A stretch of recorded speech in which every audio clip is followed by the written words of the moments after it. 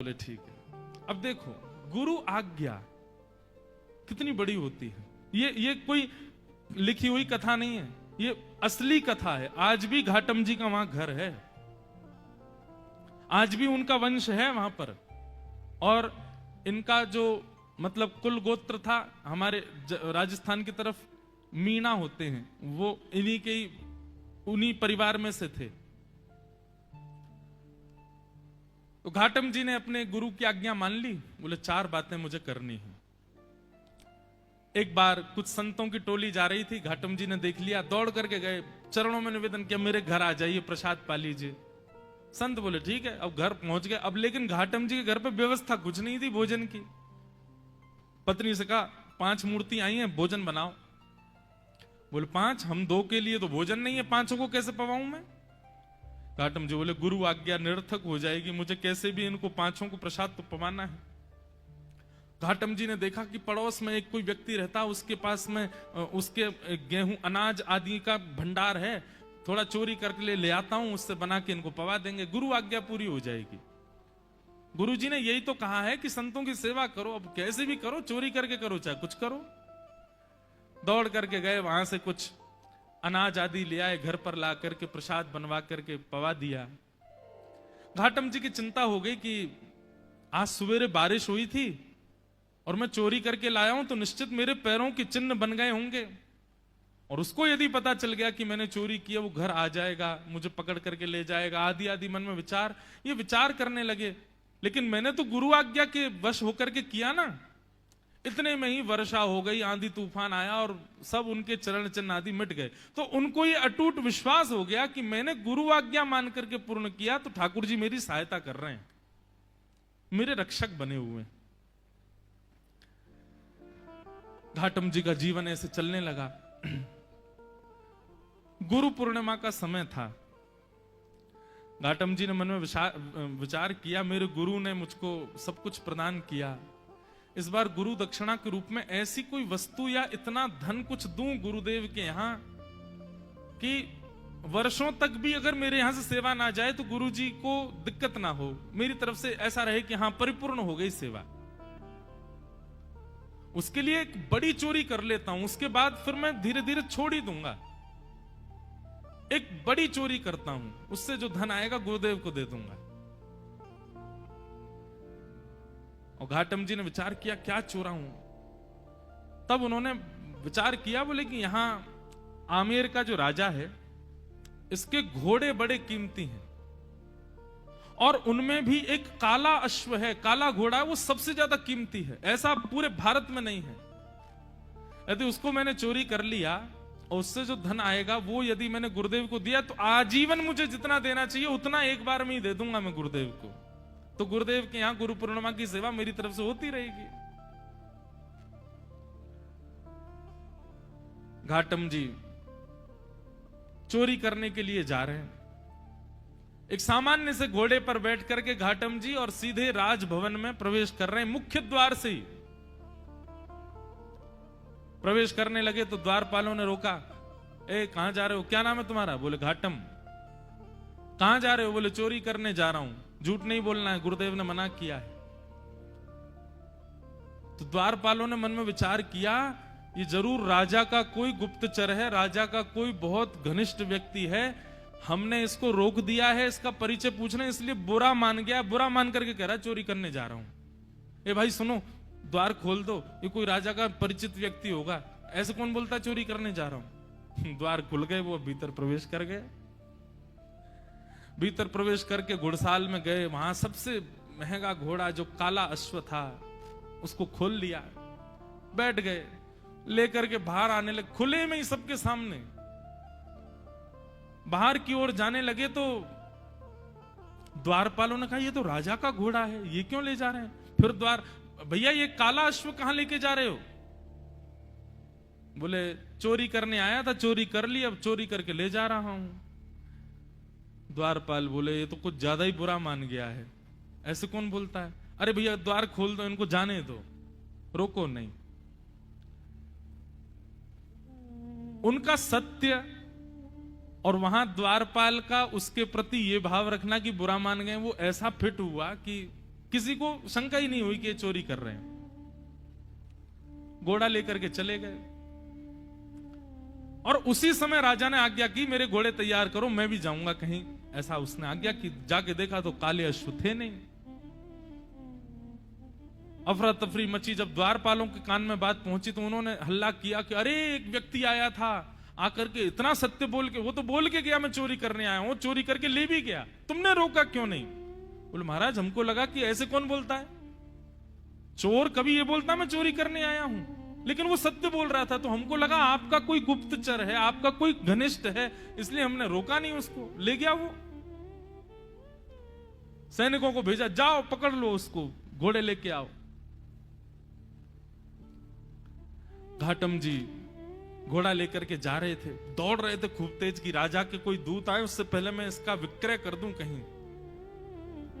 लेकिन तभी उसी मार्ग पर ही एक मंदिर पड़ा राम जी का, और वहां संभवतः उसी समय आरती चल रही थी। गुरुदेव की आज्ञा याद आ गई। बोले गुरुजी ने कहा था कहीं मठ मंदिर आश्रम दिख जाए तुरंत रुक के प्रणाम करना है। तुरंत अपना घोड़ा रोका। भयभीत है मन में, लेकिन गुरु आज्ञा पर इतना विश्वास। घोड़े को रोका, खड़ा किया, वहीं एक पेड़ से बांध दिया, भीतर भाज करके गए। जल्दी जल्दी प्रणाम कर रहे थे, आरती चल रही थी, आरती प्रणाम की, संतों को प्रणाम किया, परिक्रमा लगा रहे थे, 4 परिक्रमा करी। लेकिन जब तक वो बाहर आते उससे पहले सैनिक आ गए, और सैनिकों ने आकर के देखा घोड़ा खड़ा है। लेकिन एक आश्चर्य हुआ, वो घोड़ा जो काला था वो श्वेत हो गया था, लेकिन घोड़े की आकृति, घोड़े की कद काठी, घोड़े का स्वरूप बिल्कुल वैसा ही था जैसा उस काले, बस उसका वर्ण श्वेत हो गया। तो सैनिक खड़े तो हो गए आके, लेकिन कहने ये घोड़ा तो वही है, लेकिन ये श्वेत कैसे हो गया? घाटम जी निकल करके बाहर आए, सैनिकों ने उनकी ओर देखा, ये घोड़ा किसका है? बोले घोड़ा राजा का है। बोले राजा का घोड़ा तो काला था, ये श्वेत कैसे हो गया? तुम चोरी करके लाए ना? बोले हाँ मैं चोरी करके लाया। ये श्वेत कैसे हो गया? बोले ये तो मुझे नहीं पता, क्योंकि मैंने जब बांधा था तब तो काला ही था। ये श्वेत कैसे हुआ ये तो मुझे नहीं पता। अरे तुझे नहीं पता, ऐसा कैसे बोल सकते हो? बोले मैं सत्य बोल रहा हूं, मुझे लगता है मैंने जिनको निवेदित किया उन्होंने इसको श्वेत कर दिया। सैनिक बोले क्या बोल रहे हो ये? बोले हाँ मैं जो भी चीज लाता हूं पहले ठाकुर जी को निवेदित करता हूं, तो शायद ठाकुर जी श्याम वर्ण के हैं, उन्होंने सोचा होगा श्याम वर्ण के घोड़े पे मैं बैठूं दिखूंगा ही नहीं, इसलिए उन्होंने श्वेत कर दिया। सैनिक बोले ये क्या तुम बोल रहे हो? बोले मैं सत्य बोल रहा हूं, ये वही घोड़ा है जो राजा का है, मैं चोरी करके लाया हूं, मैंने बांधा था तब काला था, आप लोग आए तो कहीं आप मुझे पकड़ो ना, इसलिए ठाकुर जी ने श्वेत कर दिया, पर संभवतः आपने पकड़ लिया मुझको। तो तुम ये कहना चाहते हो ठाकुर जी तुम्हारी चोरी में सहायता कर रहे हैं? नहीं नहीं, सहायता तो ठाकुर जी नहीं कर रहे हैं, पर ऐसा कह भी दें तो कोई अतिशयोक्ति नहीं, कर तो रहे हैं, श्वेत उन्होंने ही किया है। बोले इसकी बातें हमें समझ नहीं आ रही, इसको पकड़ के राजा के पास ले चलो। राजा के पास ले गए। राजा ने जब घोड़ा देखा, राजा खुद आश्चर्य, बोले ये है तो मेरा ही घोड़ा, पर ऐसा भी नहीं कि इस पर कोई रंग लगाया हो, इसका वास्तविक रंग श्वेत कैसे हो गया? घाटम जी से पूछा, घाटम जी बोले मैं सत्य बोल रहा हूं, आप लोग मान नहीं रहे हैं, मैं ठाकुर जी को निवेदित करता हूं, जो भी चुराता हूं मैंने ठाकुर जी को निवेदित किया, उनको नहीं भाया होगा काला, इसलिए गोरा कर दिया। घाटम जी की बात पर किसी को विश्वास नहीं हो, तब राजा बोला एक तरीका है, यदि तुम्हारी बात में इतनी सत्यता है कि ये वही घोड़ा है, तो मेरे घोड़े के गाल के पास में एक मस्सा है, यदि वो मस्सा इसके हुआ तो मैं समझ जाऊंगा कि भगवान तुम्हारी सहायता करते हैं, तुम्हारी गुरु आज्ञा ही तुम्हारी सहायता करती है, तुम जो करते हो सब, और मैं तुमको छोड़ दूंगा। राजा ने जाकर के घोड़े की नार पर जब बाल हटा करके देखा तो वो मस्सा बिल्कुल वैसा ही था जैसा एक काले घोड़े के था, वही घोड़ा। राजा से विश्वास नहीं हुआ नेत्रों पर, उसी समय चरणों में गिर गया। बोले महाराज आपके गुरु आपके बने रहें, पर आज से मेरे गुरु आप हैं, आप चोरी चकारी छोड़िए, सारे काम छोड़िए, आज से आप मेरे दरबार के राजगुरु हैं। आपकी गुरु आज्ञा इतनी प्रतापशाली कि आप एक चोरी का कृत्य करते हैं, उसमें भी ठाकुर जी सहायता करते हैं आपकी। आज से आप मेरे राजगुरु। और श्री घाटम जी को राजगुरु बना दिया। लेकिन राजगुरु बनने के बाद घाटम जी को बड़ी आत्मग्लानि हुई। उन्होंने मन में विचार किया कि मैंने गुरुदेव की आज्ञा मानकर के अपने दुष्कृत्य को नहीं छोड़ा, उसका यह परिणाम हुआ कि आज मैं एक राजगुरु बन गया। यदि मैंने अपने कृत्य भी सुधार लिए होते, सदकृत्य किए होते, तो आज ठाकुर जी मुझको मिल गए होते। तो घाटम जी ने अपनी राज पदवी का त्याग कर दिया, और राज पदवी त्याग करने के बाद वो सामान्यतया एक सामान्य व्यक्ति की तरह अपना जीवन जीने लगे, गुरु आज्ञा पालन करके। और श्री घाटम दास जी, उनके पद हैं बड़े सुंदर। वो उनका एक पद है, उसमें कहते हैं ठाकुर जी को कि हे ठाकुर जी, पहले तो मैं यूं ही खाता, अब तो ना कर खावा छान। ठाकुर जी, पहले तो मैं ऐसे ही खा जाता था, पर अब तो मैं स्नान करके पाता हूं प्रसाद। गल में माला, माथे पे तिलक, थारे निमित्त लगावा छान। महाने तो ऐता कर दीना, थाने की ना काई। मैंने तो इतना कर लिया आपके लिए, आपने मेरे लिए क्या किया ठाकुर जी? घाटम दास जात को मीना, तारोगे की ना। इतनी सरल सहज वाणी उनकी। ठाकुर जी से कह रहे, मैंने आपके लिए इतना कुछ किया, अब तो मैं नहा के खाता हूं, अब तो तिलक लगाता हूं, माला पहनता हूं गले में। ठाकुर जी, अब तो कृपा करो मुझ पर। और श्री घाटम दास जी का एक पद है, बहुत सुंदर पद है। जे नर रसना नाम उचारे, जे नर रसना नाम उचारे। आप लोग व्याख्यान बीच में जहां मुझे जरूरी लगेगा मैं करूंगा, लेकिन समझते रहिएगा। घाटम दास जी कह रहे हैं, जो व्यक्ति अपनी रसना से भगवान नाम उच्चारण करता है, उसके साथ क्या क्या होता है, श्री घाटम दास जी वर्णन कर रहे हैं। जे नर रसना नाम उचारे, जे नर रसना नाम उचारे, जे नर रसना नाम उचारे, जे नर रसना नाम उचारे। काम क्रोध मद लोभ तजे, अर काम क्रोध मद लोभ। घाटम दास राम को परिचय, तीनों लोक उधारे।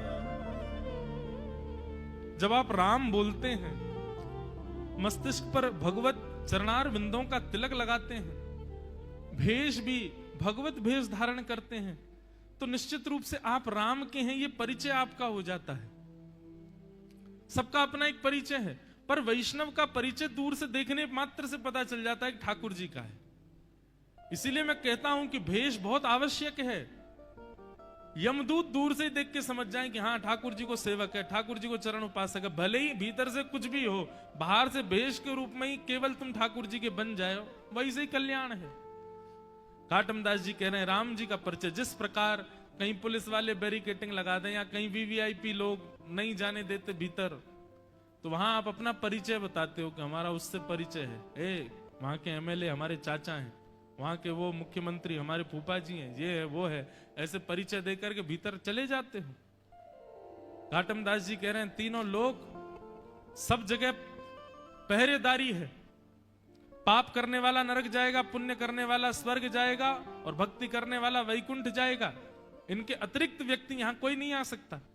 परंतु घाटमदास जी कहते हैं जिसका राम जी से परिचय है, जो राम जी का है ऐसा जिसका परिचय है, तीनों लोक उद्धार है। उसको तीनों लोक में कहीं भी रुकावट नहीं हो सकती, वो तीनों लोकों से उबर जाता है। जे नर रसना नाम उचारे, ऐसे घाटमदास जी फिर कालांतर में उनको आगे चल करके ठाकुर जी का प्रत्यक्ष साक्षात्कार दर्शन हुआ और दर्शन के पश्चात वे भगवत धाम को प्रस्थान कर गए। तो एक सदगुरु की कृपा, उसकी सामान्य वाणी। अरे राह चलते हुए एक संत ने 4 बातें बता दी एक चोर को, और उस मार्ग पर चल करके वो चोर एक दिन ठाकुर जी के प्रत्यक्ष दर्शन कर लेता। हम चोर तो नहीं है, हम डाकू तो नहीं है, हम डकैत तो नहीं है, हम इतने नीच तो नहीं है, हम तो सामान्य मानव हैं, शुद्ध रोटी खाते हैं, शुद्ध जल पीते हैं, शुद्धता से रहते हैं, सब काम ठीक करते हैं, हम में इतने अवगुण नहीं है। हम गुरु आज्ञा को यदि मान लें तो हमारी स्थिति क्या होगी। इसलिए भैया आज्ञा गुरुणाम अविचारणीयाम, ये रहुगण जड़ भरत संवाद इसी बात का प्रतिपादन